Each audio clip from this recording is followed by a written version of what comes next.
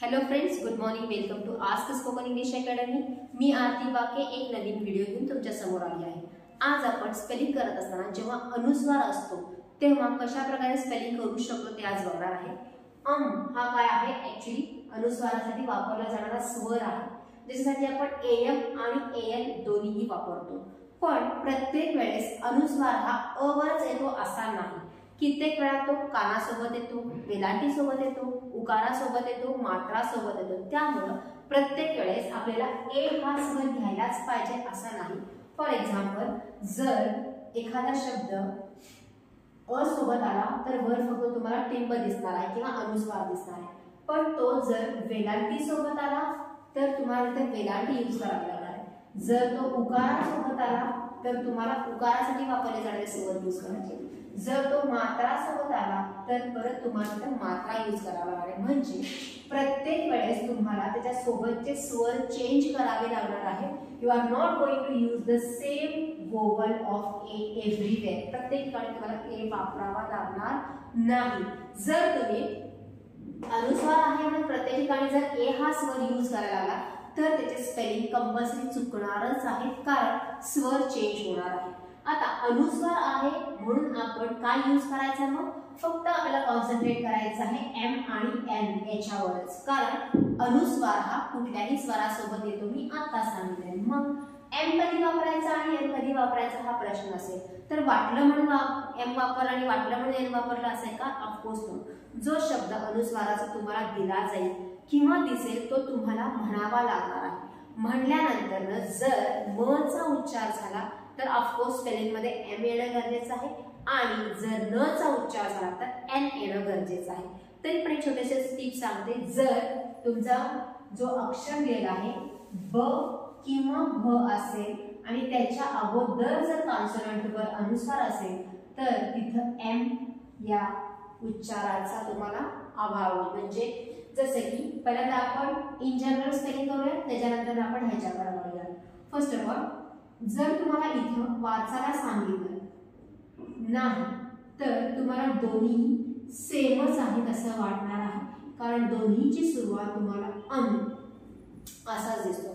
But at the time of making spelling तुम्हाला लगेचच change दिसणार आहे, कारण जेव्हा तुम्ही हा शब्द उच्चार करणार आहे तेव्हा उच्चार होणार आहे अंबिका.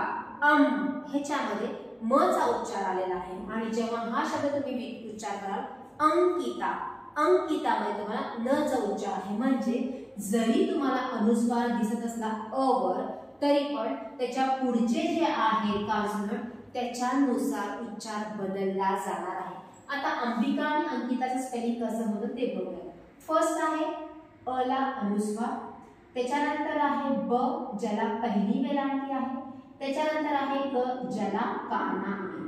आत्ताच तुम्हाला सांगितलं होतं की ब आणि भ जर तुम्हाला कॉन्सोनंट दिसले आणि त्याच्या अगोदरच्या कॉन्सोनंटवर किंवा वोवलवर जर अनुस्वार असेल तर तिथं तुम्हाला उच्चार म चा होणार आहे. म्हणजेच अंबिका म्हणजे तुम्हाला म हा काय झालेला आहे स्वर आढळून आला. सो स्पेलिंग कसं झालं? एम, ब साठी बी, वेलांटी आहे म्हणून आय, क साठी के आणि काना आहे म्हणून का. अंबिका इथं म चा उच्चार झालेला आहे. पण तेच अंकितामध्ये परत तुम्हाला अन दिसतंय पहिल्यांदा. क ला पहिली वेलांटी आहे आणि मग त ला काना आहे. इथं मात्र अन न चा उच्चार होतो. सो एन, क ला वेलांटी आणि त ला काना. अंकिता दिसायला जरी दोन्ही स्वर सेम दिसत असले तरी पण जेव्हा ते पण बोलणार आहे तेव्हा लगेच आपल्याला कळालं की वरचा जो शब्द आहे किंवा अंबिका जो शब्द आहे तिथं म चा उच्चार झालेला आहे आणि अंकितामध्ये न चा उच्चार झाले. त्यामुळे स्पेलिंग मध्ये दोन्हीकडे आपण एम आणि एन वेगळं वेगळं घेतलेलं आहे. हा झाला भाग जर फक्त अनुस्वार असेल तर. पण तो जर वेलांटी सोबत, उकारासोबत, मात्रासोबत असेल तर कसा करायचा ते बघूया. फॉर एक्झाम्पल, झेंडा. झेंडा हा शब्द कसा तयार झालेला आहे तर झ काय आहे कॉन्सोनंट घेतलेला आहे, ए त्याच्यासोबतचा मात्रा आहे, एक वार मात्रा आहे त्यासाठी ए आहे आणि या मात्रालाच अनुस्वार आलेला आहे.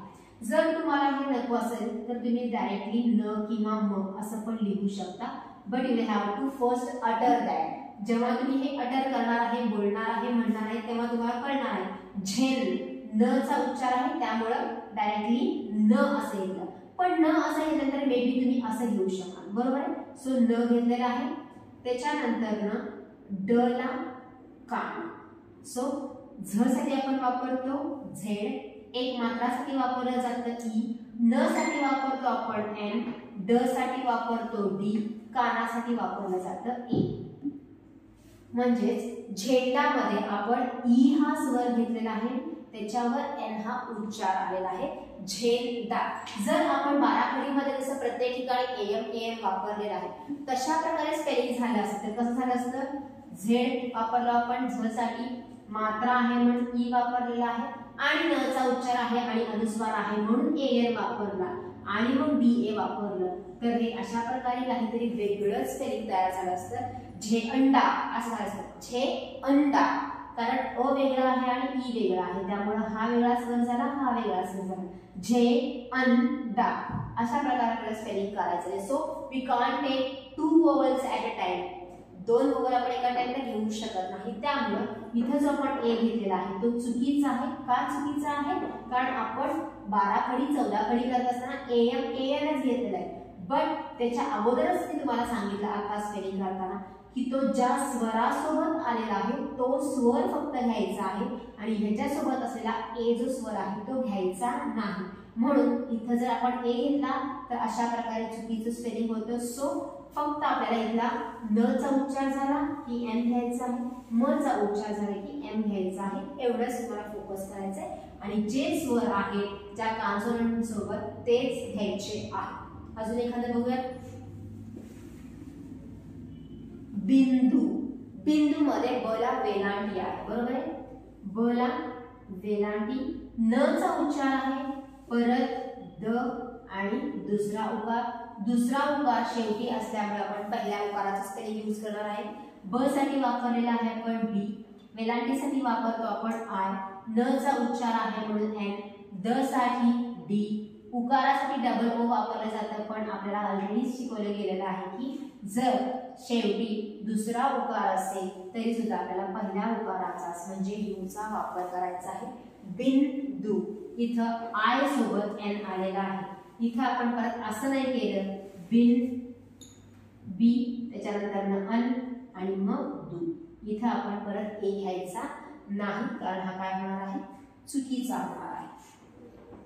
शांता. शांता कसं होईल, श साठी एस एच, काना आहे म्हणून ए, परत न चा उच्चार आहे म्हणून एन, ट साठी टी, परत काना आहे म्हणून ए. शांता इथं अयचा उच्चार आहे पण तो आ साठी केला गेलेला आहे. ओके, तर अशा प्रकारचे आपल्याला स्पेलिंग करायचं. जसं की शंभू. शंभू परत तुम्हाला इथं भ दिसतंय बघा आणि त्याच्या अगोदर अनुस्वार आहे म्हणजे तो उच्चार आहे म चा. शम कसं झालं, एस एच ए, श, म चा उच्चार आहे एम, भ साठी डी एच आणि परत यू, शंभू. ह्याच्यामध्ये आपण काय केलेलं आहे, एम घेतलेलं आहे. अशा प्रकारे थोडेसे बघूया. जसं की अंगद. अंगद मध्ये ए ला न चा उच्चार आहे अन, ग, द, दंगल, दन, ग, ल, लंगडी, एल ए एन लंग, जी ए ग डी आय डी, लंगडी. म्हणजे अशा प्रकारे आपल्याला भरपूर सारी स्पेलिंगची प्रॅक्टिस करायची आहे. काही अजून बघूया. शांभवी, जिथं म चा उच्चार होतो तो बघूया का, Sham, S H A M, Sham, B H A भ, व्ही आय व्ही, शांभवी. इथं परत भ आहे. आंबा. आंबा मध्ये ब असल्यामुळे इथं एम यूज करायचा आहे. रंगोली, ग इथं र नंतर न चा उच्चार आहे, इथं एन यूज करायचा आहे. बंदूक, बन, न चा उच्चार आहे. कंगना इथं आलेला आहे न चा उच्चार. गंगाधर, गन, न चा उच्चार आलेला आहे. अंबेजोगाई परत इथं ब चा असल्यामुळे इथं म चा उच्चार झालेला आहे। गंगू न चा उच्चार झालेला आहे। बंगाली हे शब्द मी तुम्हाला म्हणून दाखवते आणि ज्याची तुम्हाला स्पेलिंग करायची आहे, म्हणजे मी अनुस्वारामध्ये काय उच्चार होतो ते इनडायरेक्टली तुम्हाला सांगते आहे आणि तुम्ही त्याचे स्पेलिंग करणार आहात। बंगाली, लांबोटी, टिंगू, गंगदे, दिगंबर, लंबोदर, रंगीत, तरंग,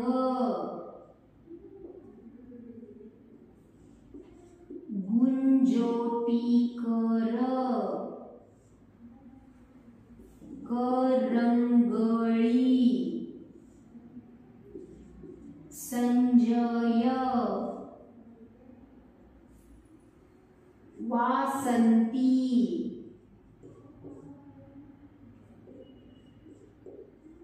टिंगू, गीतांजली, अंबारी, संगम, मंगल। आता जिथं जिथं अनुस्वार आहे तिथे तिथे तुम्हाला काय करायचं आहे, एम चा उच्चार होतो का एन चा उच्चार होतो हे बघायचं आहे आणि मगच तुम्हाला स्पेलिंग करायचंय। मी मुद्दामून जिथं अनुस्वार आहे ते जोरात बोलून दाखवले, स्ट्रेस केलेला आहे त्या शब्दांवर, जेणेकरून तुम्ही स्पेलिंग करत असताना त्याचा उपयोग करू शकता। आता पहिल्यांदा हा व्हिडिओ व्यवस्थित बघा, ज्याच्यामध्ये एन आणि एम चा वापर केलेला आहे ते बघा। त्याच्यानंतर हे सगळे जे शब्द आता मी तुम्हाला तोंडी म्हणून दाखवलेले आहे त्याची स्पेलिंग तुम्हाला करायची आहे। स्पेलिंग तयार करत असताना कंपल्सरी सी आणि डी येणं गरजेचंच आहे, त्याच्याशिवाय आपण स्पेलिंग करत नाही। कॉन्सोनंट आणि वोवल ह्याचं कॉम्बिनेशन तुम्हाला व्यवस्थित करायचं आहे, मगच स्पेलिंग तुमचे व्यवस्थित येणार आहे। सो ह्याची भरपूर सारी प्रॅक्टिस करा, स्वतःचे शब्द लिहा, नावांचे, गावांचे, आडनावांची नावं लिहा आणि स्पेलिंग तयार करण्याचा प्रयत्न करा। स्पेलिंग तयार करत असताना मनातल्या मनात म्हणा, ल साठी एल पूर्ण आहे म्हणून ए, ल साठी एन, ग साठी जी, असं म्हणत म्हणत स्पेलिंग तयार करा। मग जे तुमचे स्पेलिंग जे मिस्टेक्स आहेत ते हळूहळू कमी होऊन जातील। दिस इज फॉर टुडे। परत पुढच्या व्हिडिओमध्ये आपण पुढचा स्वर बघूया। थँक्यू।